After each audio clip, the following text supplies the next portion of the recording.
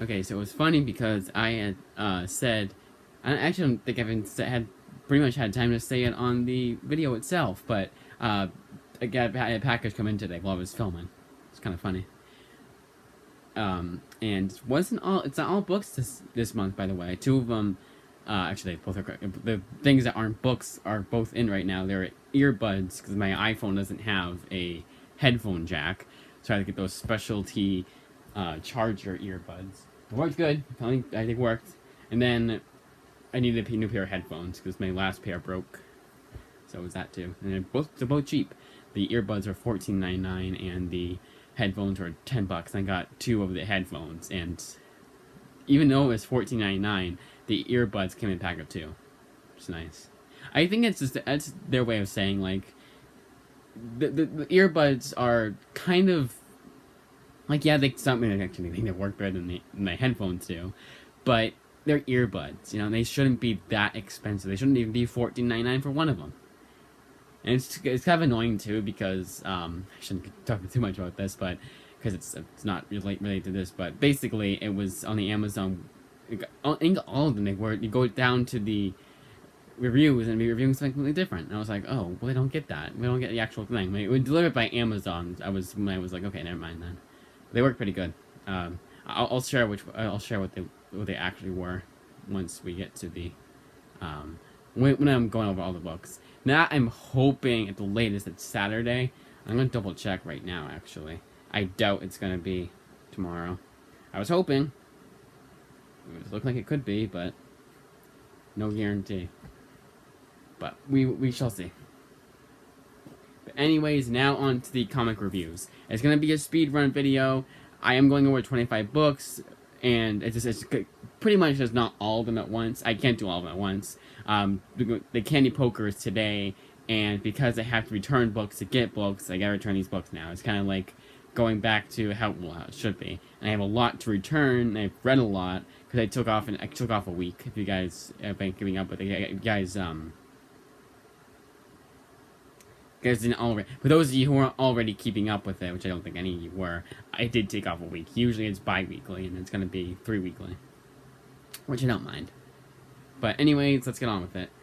This One Summer by Mariko Tamaki, I really enjoyed. It was a surprisingly good book. If you like these types of books, you will not be disappointed. I would even say if you're not a fan of these kinds of like slice of life, nothing really happened, this kind of just the characters more than the story, I would still recommend this book. It's probably my favorite Mariko Tamaki book, like by far, and it's worthy of its high praise. You know, the thing here, the awards. And honestly, I would love to see this be adapted into a Netflix miniseries. Okay, a little tangent here for Netflix. We have the T-Mobile plan because we have T-Mobile, and they won't let me watch some movies. Like Thanksgiving, that Eli Roth movie that just came on there, I can't watch that. I can't watch Happy, I got the comic, can't watch TV show now. I don't know why Netflix is so stingy with that. Like, it shouldn't matter what plan you have. You should be able to watch whatever you want, and just have to sit through some ads. I want to say even Prime isn't that stingy. Like, Prime, yeah, they have the $2.99 upgrade, but even then it's $2.99 upgrade. But yeah, Prime is already expensive. But Prime, at least Prime, they give you, like, on top of having free shipping and all these perks, they also just so happen to have their own streaming service. That's what I think streaming services should do, is be like, hey, on top of watching movies and TV shows, we'll also give you this, we'll also give you that. You know, have a rewards program for how many times, like, let's say Netflix does that, or hell, Prime, but let's say Netflix does it, or Hulu. Let's say Hulu did the most, even then they would probably, but like you watch a bunch of Hulu TV shows and movies. I'm saying they wouldn't do that because it's Disney Plus, they own Hulu, but you watch a bunch of movies and TV shows and they give you like 20% off of like a Disney Plus subscription if you want to like upgrade, or they give you 20% off at the Disney store. And yeah, I know I go to the Disney store, but still, like, at least Prime, like, as much shit as I give Amazon, at least Prime itself, it's a good deal with what you get. Yeah, it's pretty damn expensive. I think it's $100 a year, but still. Anyways, moving on. Actually, it would be $100 once you get the upgrade, because they're making you pay for ads now. because they're pretty damn stingy. I will still say they're stingy. Like, I'm not gonna say that I'm not like saying Amazon Prime is good at all. I'm just saying compared to Netflix, they're really good, and that's a pretty insane. It's pretty easy feat to accomplish. But even like again, Prime as a whole is a really good deal. You get free shipping, you get good deals on things, and I think they have Prime exclusive prices on things, fast shipping, like fast delivery. You get like Prime reading books, like you can get like on the Kindle, you can get like free books. They have Superman Birthright on, sorry, All-Star Superman on there. They have that Supergirl still. They might not have that anymore, but they have a bunch of books on there. From just DC and Marvel are the top two. Like they have a bunch of Marvel books, a bunch of DC books to read for free. And yeah, there's also Kindle Unlimited, but that's completely different. I wish it wasn't. But anyways, Relish. Now, this one summer, if this one summer was the surprise hit of this this go around with reading, I don't know what I was trying to say. It was the surprise of the week. This is the disappointment of the week. Now, one thing I want to mention is that also, I could have mentioned this, Lucy Nisley, who writes Relish, has a quote on the back of this one summer, which I found very funny. And no, Maruga Tamaki does not have anything on the back here. Probably because this book is extremely boring. If you're not a foodie, if you're not into food, if you're not like, if you want to go to an art museum where they had food and be like, yes, this is the linguine mozzarella, that Francois, if you're not like that with food, you're not gonna like this book at all. This woman writes so much about food that I think she wants to marry food. Like, it's literally that old, like back when you were in elementary school, like, if you like food so, if you like blank so much, then why don't you marry? Like, this is like the exact, this is the adult version of that saying. Like, Jesus Christ, I don't even think I like comics that much. Like, it's like if in my memoir, because it's supposed to be a quasi-memoir, it's like if in my memoir, 98% of this, because this is 98% of this, I just talk about comics. Like, yeah, in my memoir, comics is gonna take up a good part of it, but it's not gonna be until I got into comics. Like when I was like 12 or, well, actually I wasn't 12, I was 14, I got into comics. It's not, and it does fit in this narrative. It's not like she just talked about, like, it's just too much talking about food. Like, it gets boring if you're not into food at all. If you have zero interest in food other than eating it, like I do, you are not going to find this book interesting at all. And I didn't. But the reason why I picked up this one summer and Relish is because both were like, oh, Supper Club. You like Supper Club, you like these two books. I like Supper Club. And Supper Club was basically this one summer, but they talked about food a little bit more. And it was like kind of like food was the background, because it was kind of like, it was their Supper Club. It's actually, the title gives a good indication of what the book is about. It's about a supper club with friends, and it was senior year, but it was more about the story than about food. And this was more food than story. It was like, again, I said 98%. 2% of this book is her actual memoir, her actual, like life experiences. And that was pretty interesting. But after her talking about food for a lot of the book, you're burned out when she's talking about something else that you're actually interested in. So you're too burned out to even care. So non-recommend. But only if you're like me, you're not interested in food. If you're interested in food, you'll probably like this book. I do say that there is a audience for that. But honestly, the fact that I never heard of that woman before, or the book, probably is a good indication that no one else is really into food that much. And I don't know why it was even a graphic novel. Sure, she has an interest in it, but it was like, you could have made it like an actual book, or a cookbook. That would have been kind of funny. You had a cookbook, but you had like, that's what they should have done. They made a cookbook. That's basically what it was. There's a lot of like recipes in there too. I don't know. Frontera, written by Julio Anta, who also wrote Home, and this is basically a carbon copy of Home. It deals with immigration. It deals with a kid trying to immigrate and, like, escaping the racist, whatever the hell's, I don't know what they're called, Border Patrol, and dealing with that, the overly like the unrealistically racist, over-the-top racist Border Patrol police. But this one, unlike Home, was a bit kind of boring. Like if this was Home and like Home and this were written the same way, I would not have Home would not be in my PC. But Home is just so like over the top, but it's kind of interesting that I just had to get myself. It's like one of those things. I was like, why not? And speaking of which, my comic haul, I did mention this. It's not getting more of those kinds of books, like Home. I think I mentioned that I was going to do that. I don't know if I mentioned specifics of what I was going to get, but no, I got someone else instead, and I'm glad what I got. It's basically I had to get that. I had to sacrifice a set of books, like that set of books, to get this set of books, and the headphones and earbuds. And that's what I really needed, the pair of headphones. So I couldn't sacrifice, you know. Yeah, it was only $20, but still. Well, 35 because if you think about it.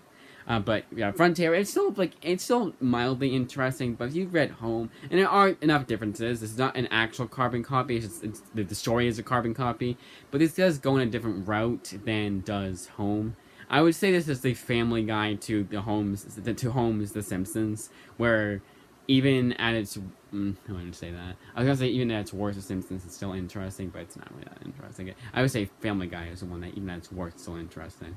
But yeah, you know what? It's a good example. So going by modern standards, this is The Simpsons to Home's Family Guy. Home is offensive as hell, like Family Guy is, but it's at least interesting. At least keeps your interest throughout the book. This is inoffensive, well, except for the insanely racist Border Patrol police. I'm gonna say it's not in that, and kind of boring like a Simpsons was, but it's still passable like Simpsons is. Like it's kind of like a good modern episode of The Simpsons that's just passable. Like you keeps your interest enough, but you wouldn't watch it again. I wouldn't read this again. And honestly, I would say it's keeps your interest throughout, but there are certain it's pretty damn long too. Like I felt every page of this book, like how I feel every minute of even a good modern Simpsons episode. And that's coming from someone who's a huge ass fan of The Simpsons. Like I hate giving Family Guy the pass I gave. I hate saying that about Family Guy. What I just said about Family Guy, giving it basically saying it's better than modern Simpsons. I would say they're on the same level. Like if you were to go to like Family Guy's pros and cons and modern Simpsons pros and cons and modern Family Guy's pros and cons, The Simpsons would beat it out in that regard. But in the regard of just how investing it is, like if you can, like how many episodes of modern Family Guy you can watch, rather than modern Simpsons, yeah, modern Family Guy has it beat. I've actually stopped watching modern Simpsons. I stopped after season 31 or 2, I want to say. I think season 32. Scott Pilgrim Volume, and hell, it's like in the middle of one season. Anyway, also. Scott Pilgrim Volume 4, just so damn good. It's been such a delight to go back and reread. That's all I gotta say about that one. Planet of the Apes, a bit disappointing. Maybe worthy of a reread to get to really to see how it is in a reread. And this was one of two that came in after I went to the library. So you guys didn't know about this book. And the next book you didn't know about either. But both Planet of the Apes and Loki were pretty damn disappointing. Because they're both written by damn good writers. Dan Waters for Loki and David F. Walker for Planet of the Apes. And Planet of the Apes is a bit more interesting than Loki was. I would say this one I would recommend more than Loki. But both are just kind of like, alright. You know, not the best Planet of the Apes comic. The best one is the Boom Studios Gabriel Harmon run that I've read at least. And not the best Loki book either. The best Loki book, I would say...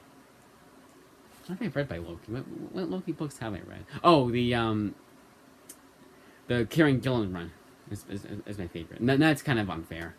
It's like saying, Spider-Man by Nick Spencer is not as good as Spider-Man Craven Last Hunt. Like, it's kind of unfair, you know. But still, I was just saying what my favorite Loki book was. But Planet of the Apes, it was enough interesting points in there. But I would still give it a 6 out of 10, probably. This I give it probably a 5 out of 10. But I think both are still worthy of rereading later down the line. They may change my mind. It may be one of those books I'm like completely different, like with Nighthawk by David F. Walker. You know, also by David F. Walker.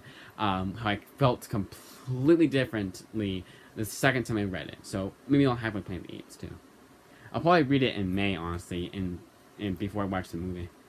The new movie that's coming out. Avengers: The Enemy Within. This one was only good, only worth reading if you need to fill in that gap between spit it out. To fill in that gap between the Captain Marvels. So the Captain Marvel Volume 2 of her series between this. It's basically Captain Marvel Volume 2 down, then you read Avengers Enemy Within, and then you read Captain Marvel Volume 1 of the 2014 series. And it's only good for filling in that gap. Other than that, I wouldn't say to read it. Even then, I wouldn't even say, you're not missing too much of anything reading this. There's just a few plot lines that are concluded here. But even then, it's concluded in a kind of clunky way. This is definitely the worst of the Captain Marvel run I've read thus far. Captain Marvel Volume 1 continues its streak of being pretty damn surprisingly good. You know, it's not like fantastic or anything like that, but it's like it proves that Kelly Sue DeConnick is I don't say passable, above passable writer. Like it's a decent writer, like above decent, like above average writer, but it's only slightly above average, like a B plus writer, like a B tier. I'd say B tier, and it proves that I can put her in B tier and like explain myself. Secret Avengers Volume 3. This has been such a surprise to come back. No, this has been such a delight to come back to, like a Scott Pilgrim. This is one I'm going to read probably every 6 months, if not earlier than that. This is such a damn good run. Alan Scott gives it his all. He actually puts an effort for this book, and it shows that even the most controversial writers now on Twitter, the Twitter weirdos, can actually write a pretty decent comic now and then. America Chavez, made in the USA. It's the America Chavez that I think would satisfy everyone. You know, if you hated the America Chavez run, but you still like this is probably the best we're gonna get of modern America Chavez, and that's not too bad. Like, this is still a pretty decent book, but much leaps and bounds better than the Gabby Rivera run. But thankfully, that does seem. Well, actually, no. Actually, if anything, the America we're getting in the MCU was going to be the Rivera version of the character, because they still there's a few retcons they make in this comic that they had in the Doctor Strange series. Hell, if you never know, they could adapt this comic into her solo series or into Young Avengers. But it is kind of funny that Marvel allowed that to happen. They allowed to basically say, hey, you know how the bullshit that Gabby Rivera run was that Gabby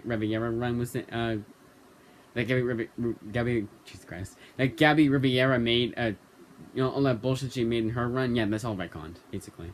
It's a spoiler from America Chavez. I'm not gonna give a shit anymore. The Demiurge, the utopian parallel with her mom's, that never happened.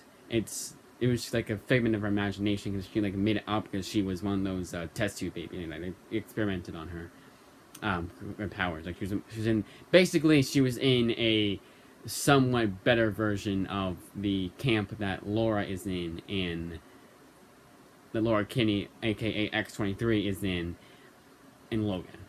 That's basically what they did. And that's a huge ass retcon. I find that so funny that modern Marvel allowed them to do that. Basically, yeah, you can, and yeah, she still has moms, she still has lesbian mothers, but still, it was kind of funny. They retconned a huge part of the Gabby Rivera run. So basically, the Gabby Rivera run is completely useless now. And I find that hilarious. You could basically read this as your first America Chavez run after reading her in Ultimates. Then we have my second favorite Deadpool run, and continues to prove to be why I say my second favorite Deadpool run, was Spider-Man Deadpool Volume 8. There's the first issue of this series is meta in the best way possible. If this was, what's his name again? Robbie Thompson proving that he should be writing another Deadpool run, or should be continuing to write Deadpool or have a Deadpool run of his own. This proved it. This first issue was issue Issue 41 proved that. It is so meta in the best way. It's basically what I wanted out of Deadpool when I heard that he breaks the fourth wall. That's all I'm gonna say. I'm not gonna give away too much other than that. Fantastic run thus far. One more volume, and I'm already sad to see the series go. It started out so it's kind of funny that it starts out with Joe Kelly's run, and you would think it'd be the opposite. Robbie Thompson is not as good as Joe Kelly, but Joe Kelly's kind of boring, honestly. I say kind of. It was just that first volume, and after that first volume, it got better. And Melanie from Neo Condition wrote the same way, so it's kind of funny. That was the odd man out. Avengers Arena Volume 2 of 3 is still pretty good. I still liked it. It's a bit more confused, bit more convoluted, and I think it kind of goes off the rails a bit, but it still gains enough momentum to still be interesting, to still be investing for me. Moon Girl and Double Dinosaur has been, like with Secret Avengers, has been a fantastic fantastic comic book to come back to. And this is how you, for the most part, this is how you do a modern Marvel comic for kids. There's a few things. I think Lunella is still an annoying character, but other than that, I really do like this run. West Coast Avengers Volume 2 by Kelly Thompson is just as good as the first volume, and it's a major surprise for a book that I heard was not that great. And honestly, none of these characters I found annoying at all. America Chavez is a bit annoying, but in Gwenpool was I actually liked Gwenpool. I actually am getting the first volume of her series next time I go. It's actually in already, so literally the next time I go. But yeah, and honestly, I liked all the characters and how they were written.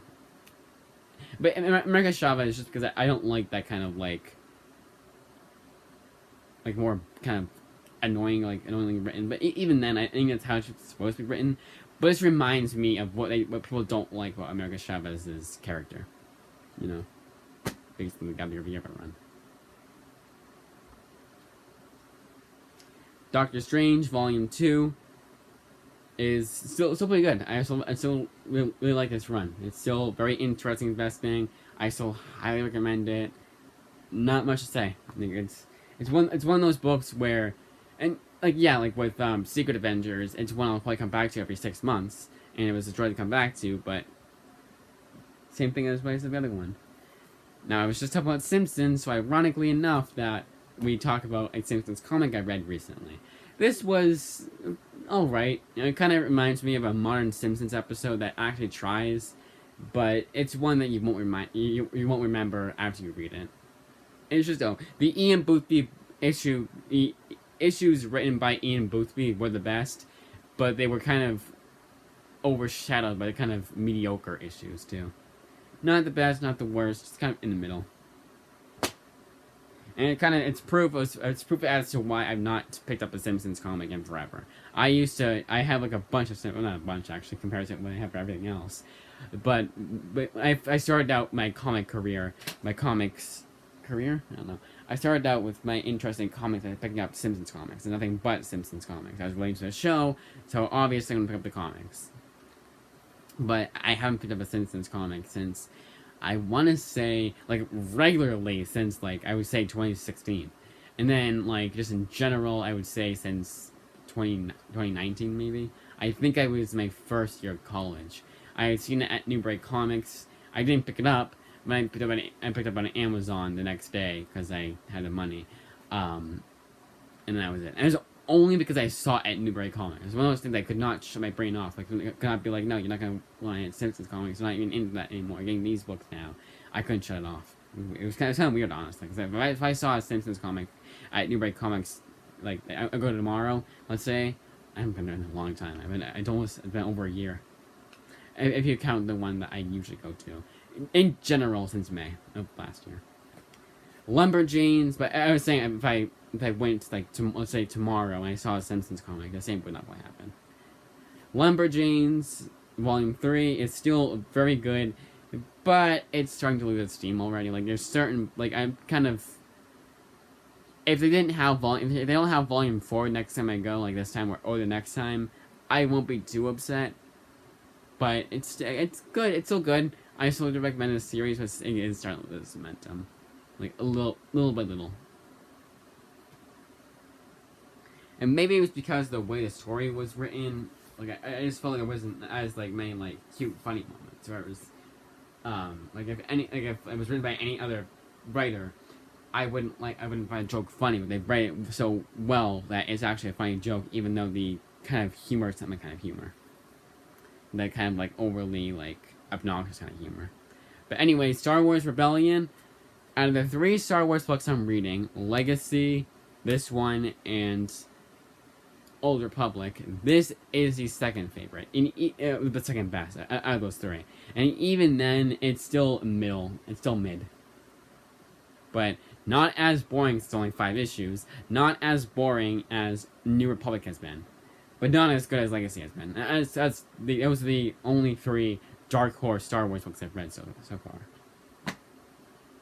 I shouldn't... Well, actually, I can't count it because I read... Because there's mini series that are in the Old Republic one. I read all the Mara Jade one. That was really boring. So far. I hate to see that too because I think a lot of people are going to give me shit about that because it's kind of like... Everyone loves Dark Horse run. I actually like what they don't... They probably wouldn't like. With Jason Aaron Star Wars run. The Kieran Gillen Darth Vader run. Like, that's my Star Wars comics. Archie... Still so damn good. Still like a major surprise. Like it's surprising that Archie is in my 9 out of 10. An Archie comic is better than a Star Wars book. That's insane for me to think about. Even better than Legacy. It's so damn good. Justice League International Volume 1 of 2. I can, like, honestly, on the reread, this was not as enjoyable as it was the first time, but I still think it's a pretty underrated New 52 comic. Like, if this is the worst that New 52 gets, then I should probably just, when I get back into getting comics that aren't just Image, I should just focus on getting New 52 from DC Comics. Maybe. I don't know. They have a lot about my local library. Meredith Finch's Wonder Woman run is still insanely good. Still, like, it's the best follow-up we could have gotten, other than Greg Rucka's run, to Brian Azzarello's run. Like, it's still, like Brian Azzarello's run I give it 9.5 out of 10. Wonder Woman I give it 8.5 out of 10. Like, that's kind of like, that's what I'm trying to say. Like, it's still, it's the best follow-up I could have asked for Wonder Woman, and an insanely worthy follow-up to Brian Azzarello's run, and still worth checking out if you want to like be complete for the New 52 run. Because I know now we're in Convergence, but I still count it as New 52. They didn't go back to number 1 for Wonder Woman, so I still count it as New 52. At least with Martian Manhunter, if they even had a New 52 run before that, I wouldn't count that as a fall. I wouldn't still count that as a New 52. Martian Manhunter, technically. It's still that version of... It's still a New 52 version of Wonder Woman and of Martian Manhunter, presumably. But I'd more count that, you know... I probably would still count. And honestly, thinking more about it, I probably would still count it as kind of the same for Martian Manhunter. DC Looney Tunes is a lot better than it was the first time. The first time I really liked it, but a few issues I didn't like. So we're going to go back to what I said the first time, because I liked all these issues. They're all almost equally good. So some weren't as good as others, and some of them like were better than others, of course. But so I didn't like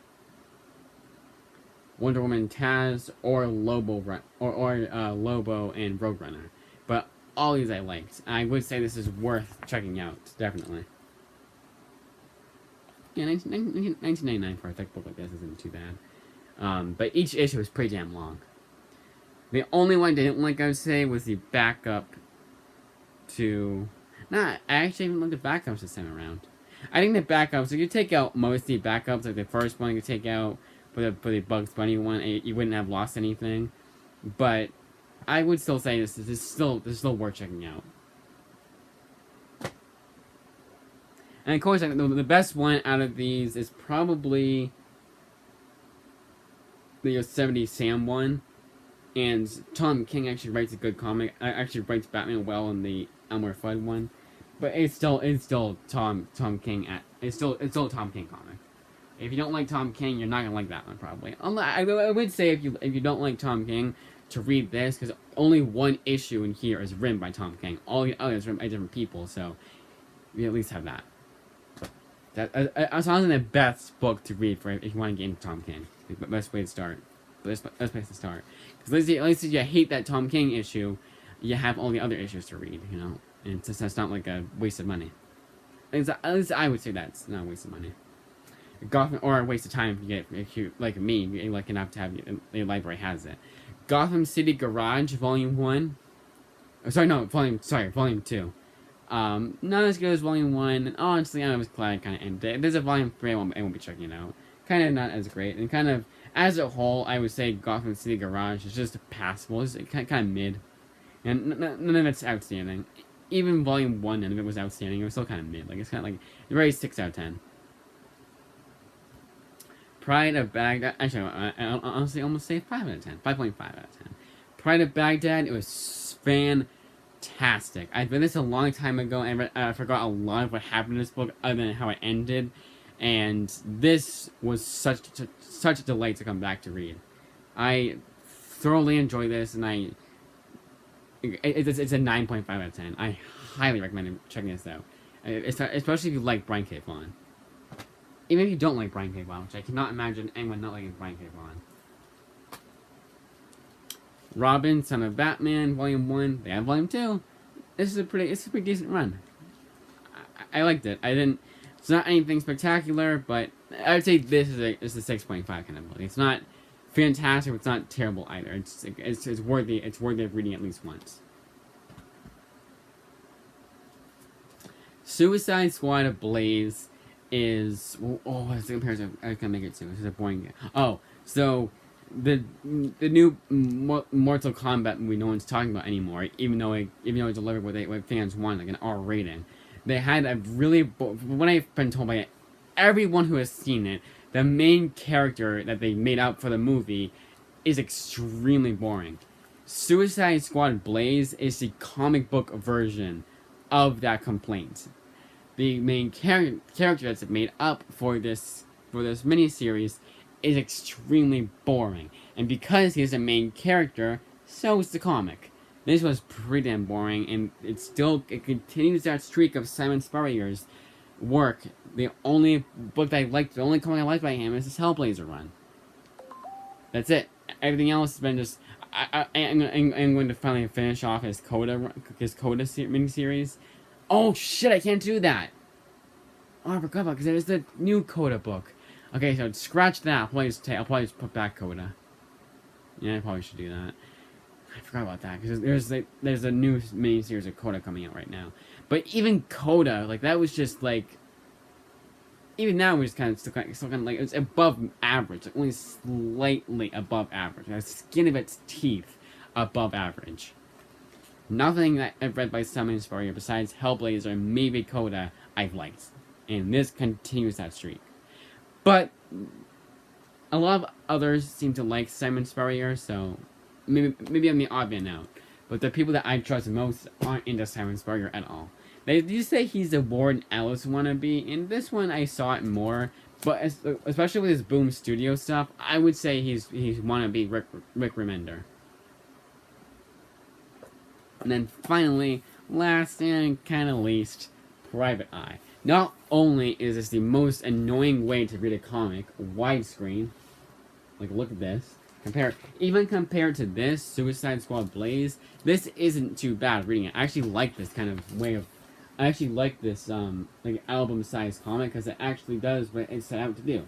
Like, Private Eye, it's like, oh, you get more artwork, and it's like a bigger, like a different format, so it stands out more. Well, no, it does, sure, but it's still uncomfortable to read it. This isn't, and it accomplishes what widescreen comics want to accomplish, but actually accomplishes it. It's what these set out to accomplish, but this actually does. The artwork is good on Suicide Squad Blaze. If you like really good artwork, that's the only reason I would say to pick up Suicide Squad Blaze. Or if you like, obviously if you like Simon Spurrier's rating, you'll like that too. But the Private Eye was kind of okay. Definitely Brian K. Vaughan's least interesting book. Definitely his weakest book, weakest comic in general. And even though it's from Image, I will not be picking this up myself. Even to complete my Brian K. Vaughan run. Only if I saw this at $5 and the other one I needed by Brian K. Vaughan for $5 too, or even $10. Maybe I'd pick it up then. Because Barrier is infamously out of print. Is the other thing that's written by Brian K. Vaughan. It's infamously out of print. But it's a widescreen comic, so I was like, yeah, not picking it up. And I said the same to Private Eye. And I'm glad I didn't pick up this book, because this would have been $50 wasted. Or like 15, because I would have gotten it used very good. Not that great. And it's still written by Brian K. Vaughan, so it's still competently written enough, but nothing fantastic at all. Nothing that I would really recommend at all. And that, as they say, is that. Even though I am not going to be reading as many comics today, because I've already read a whole bunch, finished a whole bunch, I still want to get back to reading, so let's end it here. I said it was a speed run in 35 minutes. Nice.